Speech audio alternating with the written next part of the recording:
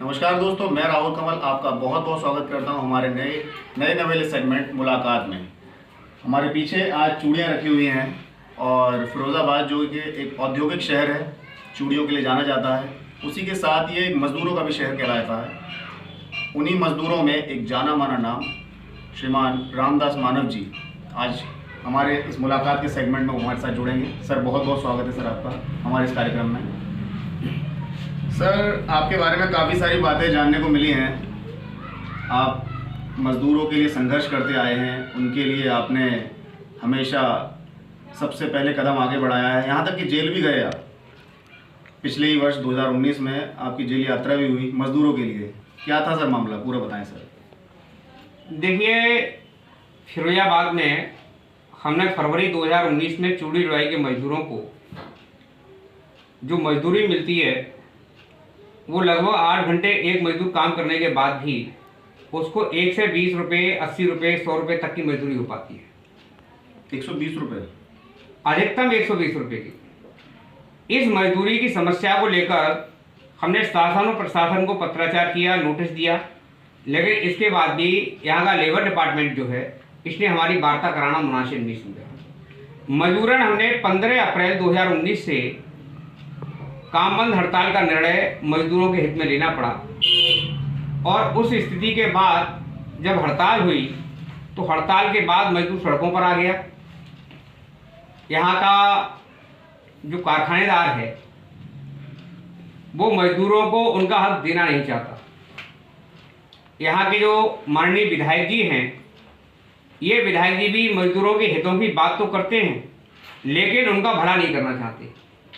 तो माननीय विधायक जी ने, जब मैं माननीय प्रधानमंत्री जी के क्षेत्र बनारस में ज्ञापन देकर लौट रहा था तो वहाँ से लौटने के दौरान हमारे 6 साथियों को आसफाबाद पर चलती हुई ट्रेन से नीचे उतार लिया गया था। क्योंकि पीछे से हमारे पास 7 पुलिस लगी हुई थी जिसका हमको आभास था और गिरफ्तार करके हमको जेल भिजवा दिया गया झूठे मुकदमों में, जिनका मजदूरों से और मुझसे किसी प्रकार का कोई वास्ता नहीं। क्या मुकदमे लगे थे सर? उसमें लूट का मुकदमा मेरे खिलाफ लगाया गया था। लूट का मुकदमा जी। और उस मुकदमे के दौरान 40-42 दिन मेरे को जेल में रहना पड़ा। मेरे 6 साथियों को भी जेल यात्रा करनी पड़ी मेरे साथ में ही। इसके बाद मेरी जिस दिन जेल यात्रा हुई उस दिन से मेरे बड़े भाई ने खाना छोड़ दिया और अन्न जब त्याग दिया उन्होंने, उसके 21 दिन के बाद उनकी डेथ हो गई। अरे! उस डेथ की सूचना जेल प्रशासन को दी गई, डीएम फिरोजाबाद को दी गई, विधायक को अवगत कराया गया, लेकिन किसी ने भी ये मुनासिब नहीं समझा कि मुझे अपने भाई का मुंह देखने का अवसर मिले और मुझे पैरोल भी नहीं दिलाएगी। ये तो प्रावधान है। लेकिन इसके बाद में मुझे पैरोल नहीं दी गई। मेरी अनुपस्थिति में मेरे परिवार के लोगों ने मेरे भाई का अंतिम संस्कार कर दिया क्योंकि यहाँ पर रखने से कोई फ़ायदा नहीं था। अंतिम संस्कार के बाद जब मेरी रिहाई हुई, इस दौरान इससे पहले 25 मई को एक समझौता जुड़ाई मजदूरों के बीच में होता है और उसमें 4.5 रुपये शासनादेश के अतिरिक्त 4.5 रुपये पर तोड़े की दर से उसमें वृद्धि हुई। जो वर्तमान में उनको जो मजदूरी मिल रही थी उसके सापेक्ष तो 2,400 रुपये पर सैकड़ा तोड़ा की दर चूड़ी जुड़ाई मजदूरों को मिलना शुरू हुई। कुछ स्थितियाँ उनकी सुदृढ़ हुई। लेकिन किसके बीच में हुआ था? ये कारखानेदार और फिरोजाबाद के जो मजदूर हैं जिनके लिए हम आंदोलन कर रहे थे, हमारे चहेते मजदूरों की मांग थी कि हम मानव जी को ले आओ। तो हमने कहा कि मामले को हम ज़्यादा तूल देना नहीं चाहते, तो किसी भी हालत में मजदूरों का भला होना चाहिए। जो 45 दिन हो गए थे हड़ताल को और उन 45 दिन की हड़ताल के बाद जब वो समझौता हुआ तो मजदूर काम पर लौटा।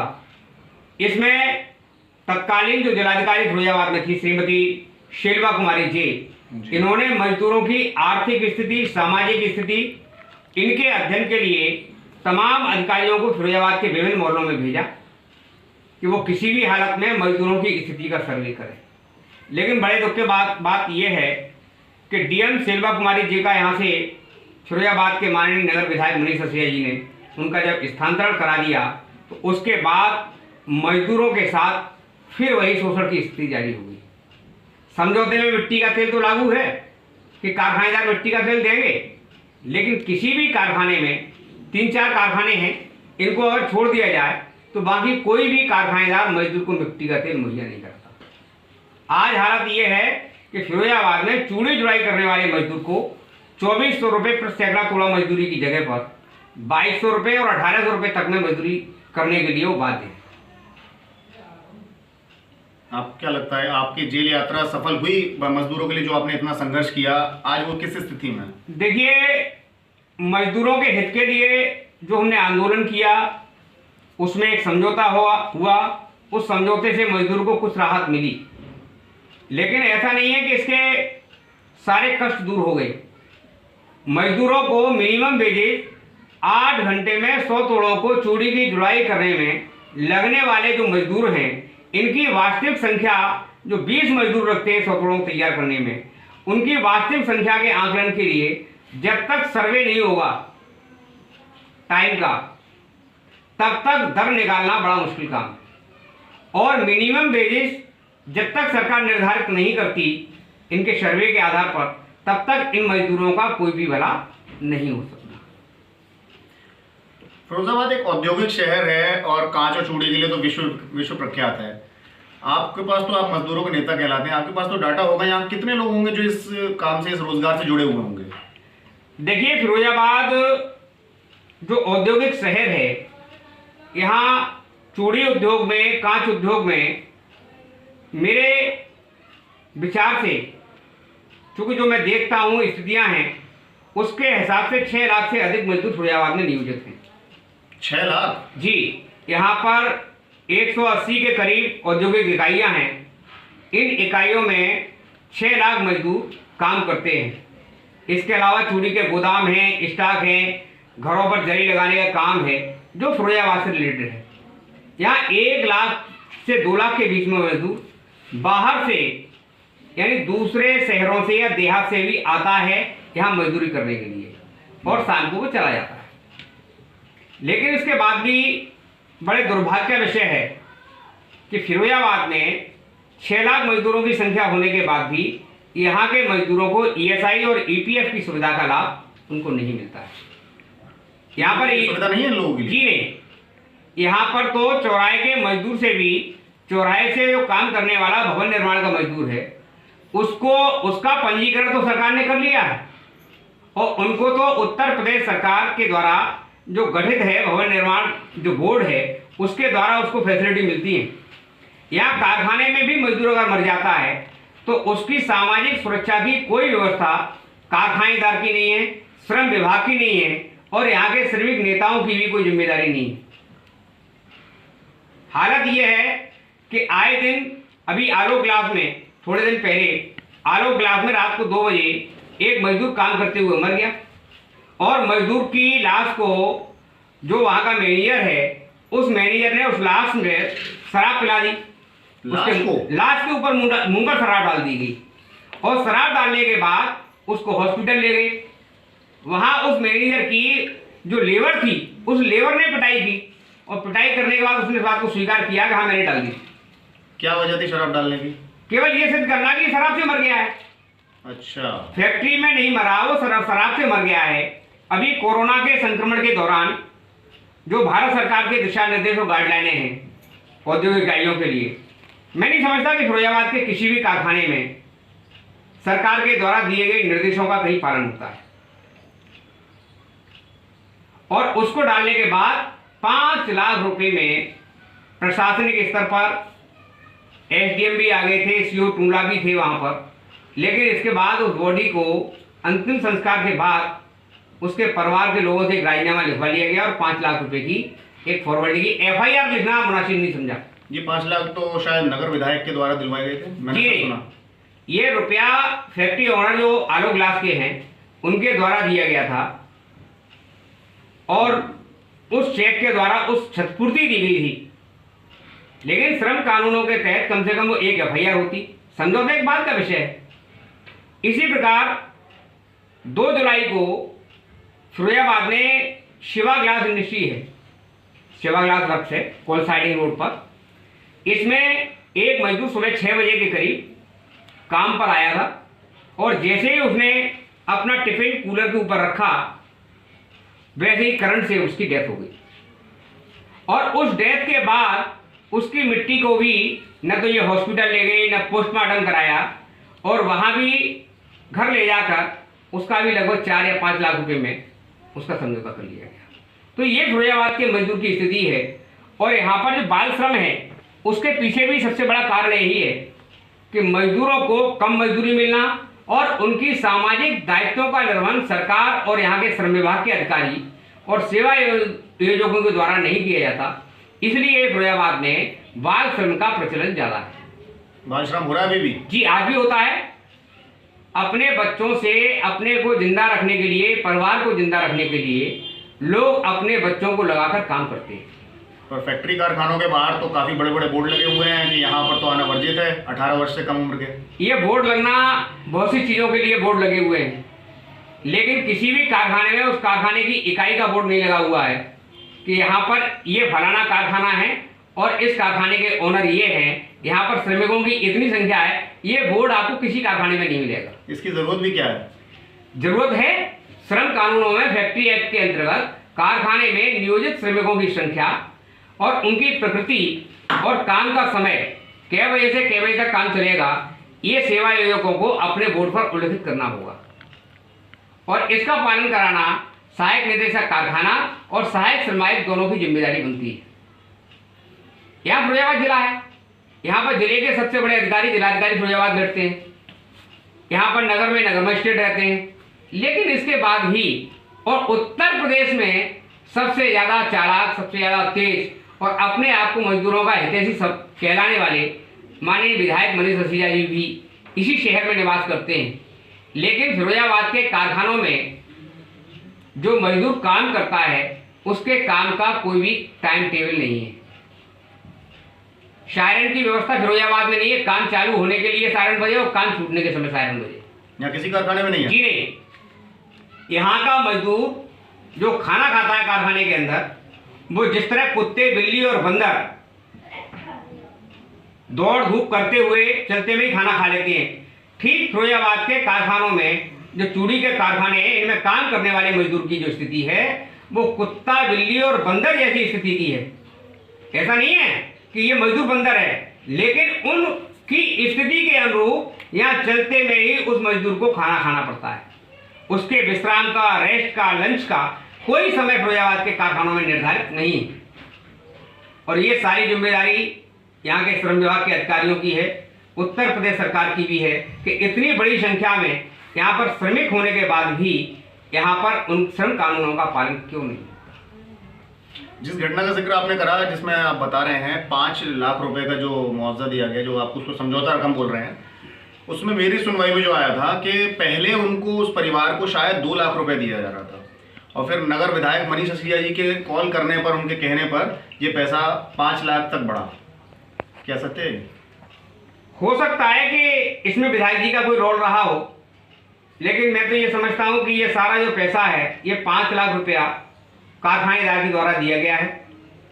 जैसा मुझे मजदूर के परिवार के लोगों ने जो यहाँ कोटला रोड पर रहते हैं दिया, उन्हीं के जरिए गया है। लेकिन उसमें बढ़ोतरी जो करवाई है वो नगर विधायक ने करवाई है, ऐसा कहना है लोगों का। देखिए, फिरोजाबाद में श्रम कानूनों के अंतर्गत ये किसी मजदूर की कैजुअल डेथ हो जाती है, किसी प्रकार से मौत होने पर फैक्ट्री परिसर के अंदर, तो उसको कर्मकार प्रतिकार अधिनियम के अंतर्गत जो इस समय जो मुआवजा की रेट है वो लगभग 14 से 15 लाख रुपए है। जो उसका कंपनसेशन बनता है वो 14 से 15 लाख रुपए बनता है। लेकिन यहाँ कारखानेदार और श्रम विभाग के अधिकारी मिली भगत से उसको पहले 2 लाख रुपए मिल जाया करते थे, अब 5 लाख रुपए की रेट हो गई है।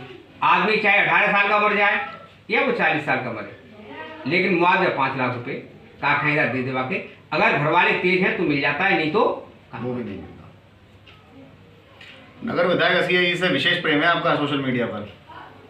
देखिए, नगर विधायक जी हमारे शहर के माननीय विधायक हैं। जनता के सुख और दुख में कि सारे प्रश्नों को विधानसभा में उठाते हैं। फिरोजाबाद के चूड़ी जुड़ाई मजदूरों की समस्या को भी उन्होंने विधानसभा में उठाया। अफसोस इस बात का है कि विधायक जी ने फिरोजाबाद में जो 10 घंटे मजदूर काम करता है 8 घंटे के स्थान पर, उसको ओवर टाइम नहीं मिलता, लेकिन काम के समय के लिए सायरन की व्यवस्था विधायक जी ने नहीं कराई। प्रश्न सरकार से तो करते हैं, लेकिन यहाँ के जिले के अधिकारियों से जो काम उनको कराना चाहिए था उसका परिपालन क्यों नहीं कराते। हमारे माननीय विधायक जी ने चूड़ी जुड़ाई मजदूरों की समस्याओं के निराकरण के लिए अभी हाल ही में एक त्रिपक्षीय कमेटी गठित कराई। मैं आपको बता दूं, इस कमेटी की बैठक अभी पिछले हफ्ते में होनी थी और वो बैठक त्रिपक्षीय, ये तीन पक्ष कौन है? 5 प्रतिनिधि श्रमिकों के थे, उसमें 5 प्रतिनिधि सेवा आयोजकों के थे, जिला और उप श्रमायुक्त आगरा उसके प्रेसिडेंट थे और सहायक श्रमायुक्त आगरा ये उसके सेक्रेटरी थे। इस प्रकार 12 सदस्यीय कमेटी, ये 3 पक्षों की कमेटी थी। सरकार का प्रतिनिधित्व डीएसजी करेंगे। तो उस कमेटी में अभी बैठक हुई, पिछले हफ्ते डेट दे दी गई, नोटिस दे दिया गया, लेकिन फिरोजाबाद का कोई भी कारखानेदार उस मीटिंग में नहीं पहुंचा। यहां तक कि जिला उप श्रमायुक्त महोदय आगरा जो इस कमेटी के प्रेसिडेंट हैं और सहायक श्रमायुक्त आगरा जो उसके सचिव हैं पदेन, दोनों में से यानी केवल मजदूरों के प्रतिनिधि के अलावा वहां पर तीसरा कोई भी पक्ष, दूसरा पक्ष मौजूद नहीं था। ये मजदूरों के साथ धोखा नहीं है तो क्या है? विधायक जी के द्वारा जब कमेटी गठित कराई गई है तो उसका क्रियान्वयन होना चाहिए, वार्ता होनी चाहिए, मजदूरों का हित और मजदूरों की समस्याओं का निराकरण होना चाहिए। इस कमेटी में जो 5 नाम हैं, इसमें चूड़ी जुड़ाई मजदूर संघर्ष कमेटी के मंत्री सोमेश गोस्वामी जी, कांच एवं चूड़ी 2 मजदूर संघ की मंत्री श्रीमती राधा शंकुमार को उसमें शामिल किया गया है। इनके अतिरिक्त 3 चूड़ी जुड़ाई मजदूरों भी शामिल किए गए हैं। लेकिन जो मजदूरों की लड़ाई लड़ने वाले या उनकी आवाज को बुलंद करने वाले, कानूनी तरीके से रखने वाले प्रतिनिधि के तौर पर रामदास मानव को उस कमेटी में कोई स्थान नहीं दिया गया। ऐसा क्यों? क्योंकि रामदास मानव मजदूरों के हक और हुकूक की लड़ाई के लिए उसमें सही बात कमेटी के समक्ष सही तथ्यों को रखते जिससे मजदूरों का भला हो सकता था, लेकिन विधायक जी ने जानबूझकर रामदास मानव को उस कमेटी से बायकॉट कराया और अपने चहेते लोग जो उनके कहने से उस कमेटी में यस और नो करेंगे, ऐसे लोगों को ही उन्होंने इस कमेटी में शामिल कराया। इससे मजदूरों का मैं नहीं समझता कि ये कमेटी की बैठकें और 1-1 महीने करके लंबी चलती रहेंगी, तो चुनाव का समय आएगा तो उसके बाद विधायक जी इस कमेटी में घोषणा कराएंगे, लेकिन मिनिमम वेजेज का कहीं प्रावधान की व्यवस्था वो नहीं करेंगे। ये तो वही बात हुई, किसानों के लिए कोई फैसला लिया जा रहा है और बीच में कोई किसान ना हो उसमें, उस बैठक में। हाँ, ये बिल्कुल सही है। इसमें मजदूर तो हैं, लेकिन मजदूर जो है उसमें, हाँ मजदूर हैं, इसमें कहीं दो राय नहीं। इसमें 3 हमारे भाई चूड़ी जुड़ाई का काम करते हैं, प्रैक्टिकल नौसे भाई भी चूड़ी का काम करते हैं, अजय कुमार चूड़ी का काम करते हैं, भाई सुरेश चंद्र सुमन भी चूड़ी का काम करते हैं। इनको आप काम करते हुए टीले मोहल्ले पर देख सकते हैं कि वो चूड़ी का काम छटाई कर रहे होंगे। लेकिन वास्तविक स्थिति ये है कि मजदूर जो होता है अपने कारखाने मालिक के सामने, एक तरफ मालिक बैठा हो, एक तरफ मजदूर बैठा हो, वो मालिक के सामने अपनी बात कह ही नहीं पाता। तो जो नेता होता है उनका, जो उनकी बात को बेबाक रख सकता है, तो ऐसे व्यक्तियों को उस कमेटी में शामिल न करना, ये माननीय विधायक जी की क्या मानसिकता है, ये आप समझ लीजिए। अगर वो हितैषी हैं और निष्पक्ष हैं तो प्रतिनिधि रामदास मानव रहे या राहुल कुरवार रहे, राहुल कमल जी रहे या कोई और रहे, ये परिस्थितियां हैं कि वो किसी को भी रख दे। लेकिन आदमी जो उनके हित की बात करता है, ऐसे व्यक्ति को तो उसमें शामिल करना चाहिए था। जी बिल्कुल। हाल ही में अभी आप सबसे ज़्यादा सक्रिय रहे हैं, एक भूमि का मामला आ रहा है जो आप सोशल मीडिया के माध्यम से आपने एक बात उठाई है, जिसमें आप बार बार आप नगर विधायक जी का नाम लेते रहे हैं। वो क्या मामला है, लोग व्यूअर्स जरा जानना चाहेंगे हमारा। देखिए, ग्राम सभा 62 प्रेमपुर रेपरा के अंतर्गत आती है, जो फिरोजाबाद नगर में 13 ग्राम सभाएं शामिल हो गई हैं, उनमें से एक ग्राम सभा प्रेमपुर रेपरा भी है। फिरोजाबाद में शहर के गंदे नालों की निकासी और गंदे पानी की निकासी के लिए सीवर ट्रीटमेंट प्लांट शुद्ध करके जमुना में डालने की व्यवस्था है। उसके लिए एक परियोजना भारत सरकार के द्वारा तैयार की गई। उस परियोजना के अंतर्गत गांव 62 का जो नाला है, मालवीय नगर नाला, उस नाले पर एक सीवर पंपिंग स्टेशन की स्थापना हो जाती है। Sewer pumping station? जी। उस सीवर पंपिंग स्टेशन के निर्माण के लिए सरकार को 300 वर्ग मीटर जमीन की आवश्यकता थी, लेकिन माननीय विधायक जी ने अपनी पार्टी के पूर्व महानगर अध्यक्ष पंडित सुनील शर्मा जी और उनके बहुत चहेते, जिनके कंधों पर बैठकर माननीय विधायक जी आजकल सफर करते हैं, किशोर अग्रवाल और बंटी, उनका भतीजा पुलकित अग्रवाल, जिनके पिताजी का नाम राजेश अग्रवाल है, वो पुलकित अग्रवाल नगर निगम में एक कंप्यूटर ऑपरेटर था। उसको ये सारी जानकारी दी कि ये प्लानिंग है। उस प्लानिंग के तहत विधायक जी के प्रभाव से पूरी जमीन की नापजोख कराकर उस जमीन को खरीदवाने का उन्होंने एक प्लान किया गया। वो जमीन जो गांव 62 में है, अनुसूचित जात जाटव की है जगह, जिसमें 2 हिस्सेदार हैं। एक हिस्सा जसवंत का है और दूसरा हिस्सा शिवरतन उनकी पत्नी का है। शिवरतन की डेथ हो गई तो उनके जो बच्चे हैं और पत्नी हैं वो उसके उत्तराधिकारी हैं। दोनों भाइयों के बीच में, दोनों खातेदारों के बीच में जमीन का बंटवारा नहीं हुआ। जब जमीन का बंटवारा नहीं हुआ तो एक एक इंच जमीन पर सह खातेधारक की हिस्सेदारी होती है। कानूनन जब बंटवारा हो जाता है तो एक हिस्सा तय पड़ जाता है, ये लकीर खिंच गई, इधर का मकान आपका और इधर की जमीन आपकी। लेकिन ऐसा सरकार की तरफ से कोई आदेश नहीं कराया गया, बंटवारा नहीं किया गया, तो पंचायती बंटवारा हुआ और सामाजिक बंटवारा भी नहीं हुआ और घरेलू बंटवारा भी नहीं हुआ, कानूनी तो हुआ ही नहीं। और बिना बंटवारे के जसवंत की जमीन, जो अनपढ़ है, जिसको आप अगर आप जाके देखेंगे 62 में, तो जसवंत से कोई उसके मुंह से आवाज भी नहीं निकल पाती, बहुत सीधा आदमी। तो जसवंत से 2 लाख रुपए में सौदा कर लिया। सरकार जब में दिखाई नॉन जाटव या नॉन शेड्यूल्ड कास्ट का व्यक्ति अनुसूचित जाति जमीन को नहीं खरीद सकता बिना डीएम की परमिशन की। ये कानून है जी। ये SC/ST एक्ट का भी प्रावधान है और राजस्व संहिता का भी ये प्रावधान है कि गैर अनुसूचित जाति का व्यक्ति अपनी भूमि को विक्रय करने से पूर्व जिला अधिकारी से अनुमति लेगा। उसमें कुछ प्रतिबंध भी हैं कि उतनी जमीन उसके पास होगी तब परमिशन मिलेगी। तो विधायक जी ने और इनके जो गुर्गे हैं, इन्होंने जसवंत के नाम से की तरफ से एक प्रार्थना पत्र दिया। उस पर एक जसमंत एफिडेविट पर जसमंत लिखा है और प्रार्थना पत्र पर जसमंत लिखा है। अच्छा, नाम जसवंत है और उस प्रार्थना पत्र के माध्यम से इन्होंने उस जमीन को आबादी घोषित कराने के लिए प्रार्थना पत्र दिया एसडीएम के। एसडीएम ने तहसीलदार, कानूनगो और लेखपाल की रिपोर्ट के आधार पर, यानी इतनी जल्दी क्विक काम हो गया कि 24 घंटे में उस प्रार्थना पत्र के आधार पर वो जमीन आबादी घोषित कर दी गई। एसडीएम संगमनाली उसके आदेश हो गए और जब आबादी घोषित हो गई तो प्लॉट के रूप में बिक्री कराई इन्होंने। जो किसान है उसने अपनी जमीन का आवेदन ही नहीं किया कि मैं इसको आबादी घोषित कराना चाहता हूं, फिर उसने इसका ऑब्जेक्शन फाइल किया। उस ऑब्जेक्शन फाइल करने के बाद वो जमीन कृषि भूमि से, यानी आबादी घोषित हो गई थी, उससे वो कृषि भूमि दोबारा बाहर हो गई।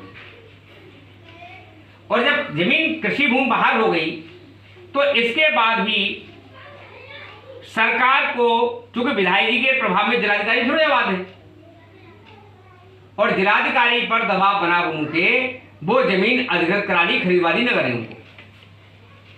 और निगम को जब जमीन खरीदवा दी गई तो 2,07,69,000 रुपए का एक घोटाला हुआ।